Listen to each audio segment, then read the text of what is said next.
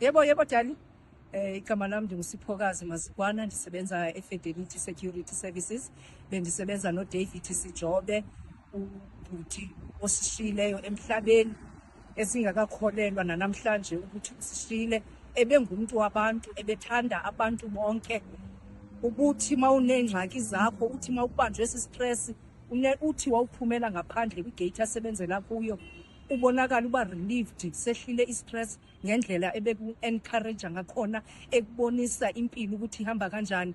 Ubuthi nawe uzibona ukuthi so usesimeni esiright. Utata uDavid ebengumuntu ebekwazi ukubona mawusengxakini, ebekwazi ukuthi akuxelela athi my intelligent uzoba right, konke sikubekela kuNkulunkulu because he's our great one. So silahlekelwe ngutata Sijobe, silahlekelwe kakhulu ngubaba uSijobe, ebeyinto yonke kuthi, ebengumzali wethu, ebesihlobo sethu, yiyo yonke nje into ongeke ugqibe nokuyibalisa ukuthi ihamba kanjani. So silahlekelwe kakhulu, sibuhlungu, and asazi ukuthi le nxeba esinalo lizawuphela kanjani, nokuthi umsebenzi wethu sawusebenza kanjani ngaphandle kwakhe. Sithi aphumule ngoxolo, sithi ifamily yakhe nayo ingaphumula.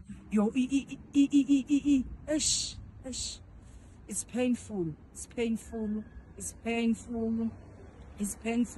sithi ifamily mayamkele uthande uThixo, akusiyo ntando yamntu, intando kaThixo. So lilonke sithi ifamily mayithuthuzeleke, utata Sijobe alale ngoxolo, siyamthanda kwaye sohlala simthanda ngalo lonke ixesha.